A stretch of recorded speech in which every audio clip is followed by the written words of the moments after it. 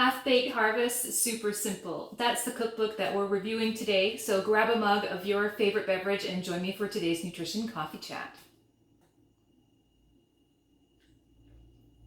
And while you're at it, click the subscription button below and the little notification bell so that you get everything you need to create healthy eating habits that stick. Well, I want to thank the viewer who recommended that I review this cookbook, requested that, because I hadn't heard of Half-Baked Harvest and Tieghan Gerard before this, and really excited that I did. Tieghan Gerard is a very popular food blogger, with Half-Baked Harvest being the name of her food blog, and this is her second cookbook, and it's a New York Times bestseller, as was her first one. And so, yeah, I don't know how she slipped by me, but really happy to have her brought to my attention. And that's the cookbook that we're going to be reviewing today.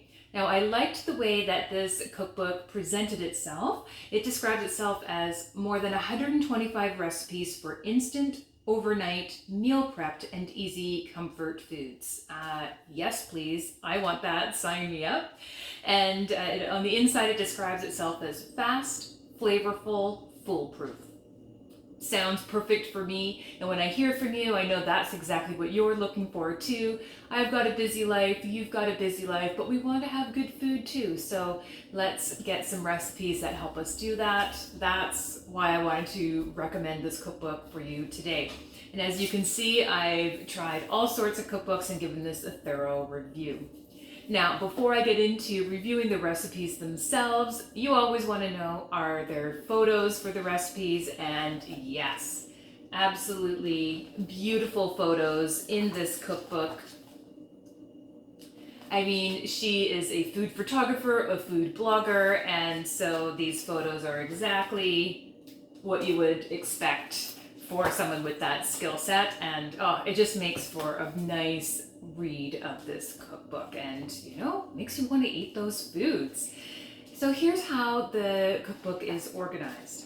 There's the basics: breakfast and brunch, appetizers and sides, salads and soups, pizza and pasta, vegetarian, poultry and pork, beef and lamb, seafood and fish, and desserts. And here are the recipes that I reviewed. Coconut banana muffins. Yep, they were a good muffin. What can I say? Simple, good muffin, exactly what you're looking for. Next recipe: spinach and artichoke mac and cheese bake. I mean, I've got kiddos in the household. You gotta do a mac and cheese bake sometimes. And I like that there were artichoke hearts and spinach in there. You know me, I always like to get some veggies in. And I would say that, yeah, I would make this again, but I would add a heck of a lot more veggies. It was still pretty scant on the veggies, and this recipe, I mean, any baked pasta recipe, there's going to be a fair amount of work involved, right? So I want there to be chock full of vegetables when I've gone through that effort. And so it kind of brings up one of the things I found interesting about this cookbook, because it calls itself super simple and kind of instant, overnight, meal prepped, easy comfort foods. And I would say that while this recipe was easy, it wasn't quick. There were a number of steps involved, and a number of the recipes were like that. And so I would say that this had a great variety of recipes, but if you're only looking for pure, quick weeknight meals, this wouldn't be my go-to cookbook. I'll include some links to a couple of cookbooks that I have reviewed that have been just like super quick weeknight meals, real wins for that. Where this one, I would say, had a great variety for dinner meals. Moving along to our next recipe: Moroccan chickpea and carrot tagine. Yep, this was a solid recipe. It was quite good. I also tried the veggie loaded pad see ew, I think that's how you pronounce it. It was solid, good recipe as well. I would say that when I reviewed all the recipes through this cookbook, while there was a vegetarian section, those recipes were a little weaker than the animal-based recipes. So I would recommend this cookbook more if you eat omnivorously. I could tell that she's more of a meat eater than a plant-based person. Moving into some of those other recipes, instant chicken gumbo. And something that I liked about this recipe is that it had a slow cooker version, a pressure cooker version, and a stovetop version. And a number of her recipes did have that option. So again, I quite like that because that can be a great way to get dinner on the table really quick on a weeknight, and is to use a slow cooker or to use the pressure cooker to do that. Sage chicken with creamy potatoes. That was a good recipe. And something that I liked about this recipe that was true for a lot of the recipes in here is that it was all on one page, right? There's the beautiful photo on this page and then the recipe all on one page, which I love, especially when I'm cooking a recipe for the first time. I don't want to be like flipping the book back and forth when my hands are dirty. I use like a plexiglass stand for a cookbook, and I like to put it in there, kind of protects it from splashes, and then I can just keep referencing it. I also like that the instructions were very short. They weren't like big long paragraphs, they were nice and short. So I find that really easy when I'm absorbing, okay, do this step, oh got it, okay, and then this step, got it, okay. I find that really conducive to cooking a recipe. And as opposed to the cookbook that I reviewed last month, which was Oh She Glows for Dinner, I liked a lot of the dishes in there, but I found it really annoying because I had to flip back and forth all the time. And I would say, particularly if you're more of a novice cook, having that added stress of all this extra words, all these big long paragraphs, having to flip the page back and forth, like that's just more stress that you don't need to be navigating if you're already, not the most confident person in the kitchen.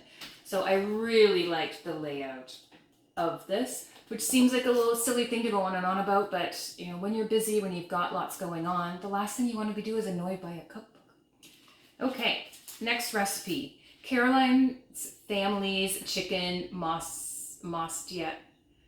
I don't know. It was a pasta dish with chicken. It was a great example of like a slow cooked Sunday meal for when you have more time. Love that. Kai's favorite sesame orange chicken. That was a good one. Quite tasty. Thai basil beef with peanut salsa.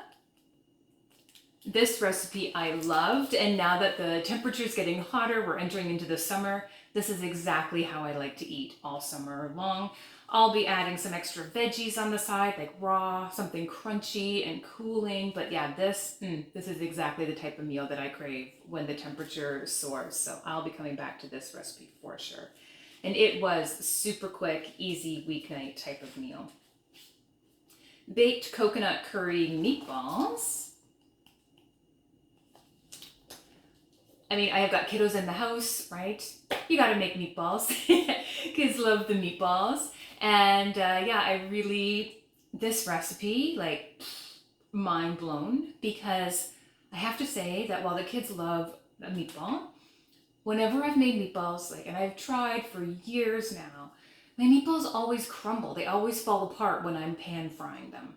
I mean, I've tried squishing them tighter. I've tried so many times. They always fall apart. Where this technique, you just roll them and then you place them in the oven and they cook really fast. As I said, mind blown. I am doing this technique for meatballs from now on. It's opened the door to doing meatballs without the stress for me now. I've even made meatballs from a subsequent cookbook that I'm in the middle of reviewing for you right now. And I didn't follow the pan frying technique in the cookbook. I rolled them out, put them on a sheet pan, put them in the oven. Bing, they're ready really quickly soon afterwards. And I'm a big fan. So the coconut curry sauce here was good, but it was the technique that just rocked, made my world. Moving along, lemony, halibut, and chickpeas with Pharaoh. Love me some halibut. Oh, it's my favorite fish of all time.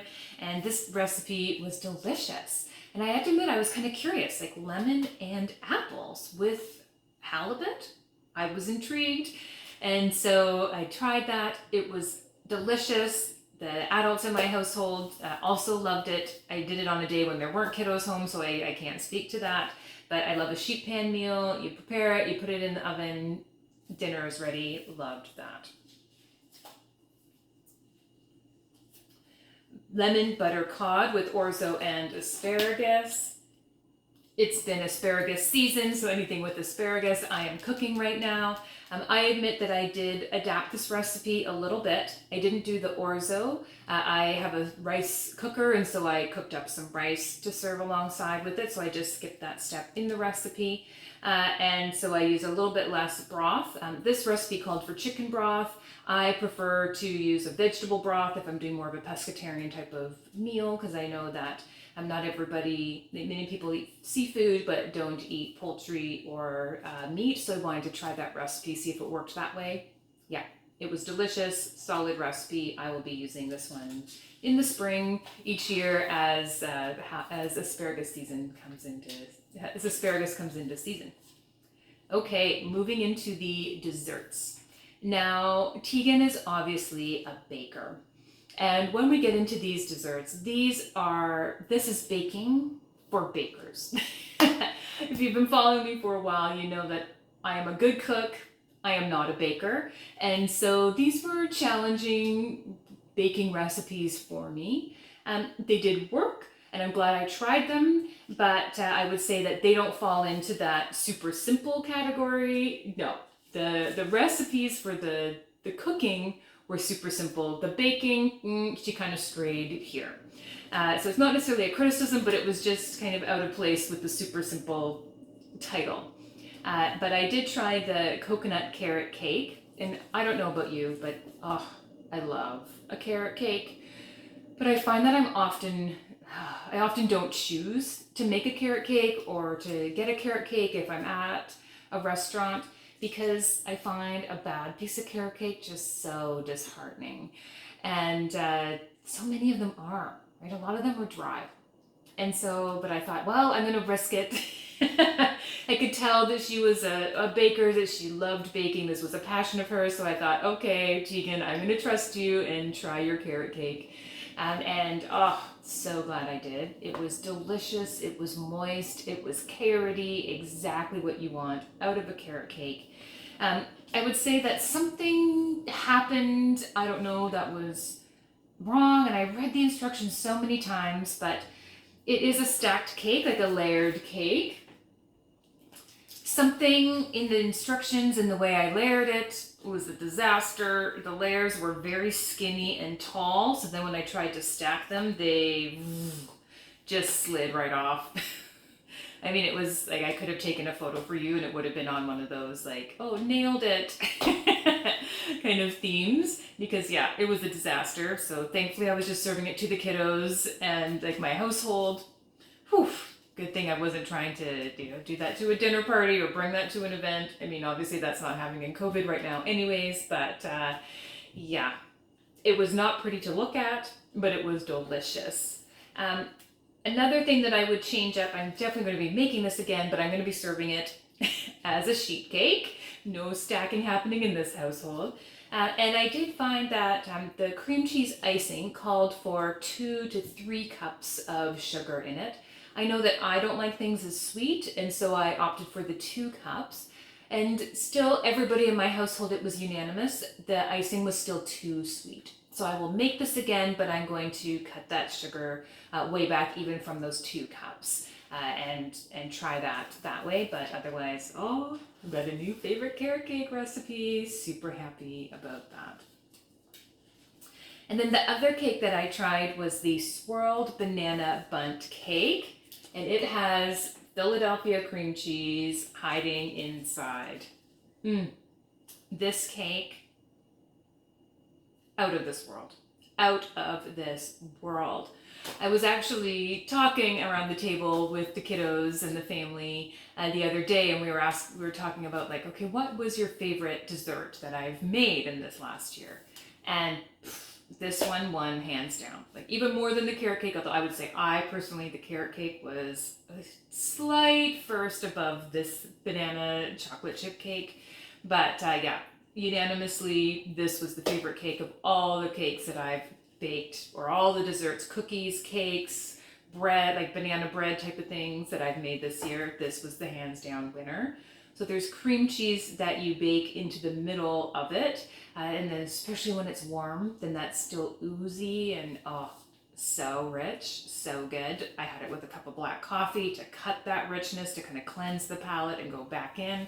Obviously the kiddos did not have that with them. They had a glass of milk and they loved it too. So yeah, if you like a kind of a banana chocolate kind of combination, and you like rich things, this is definitely a winner of a recipe.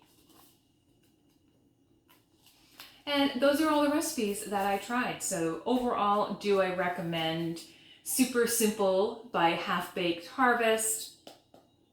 Yes, I do. I do recommend this cookbook with two caveats. One would be for if you're a vegetarian or vegan, give this one a pass. The animal including recipes were the strong ones in this cookbook.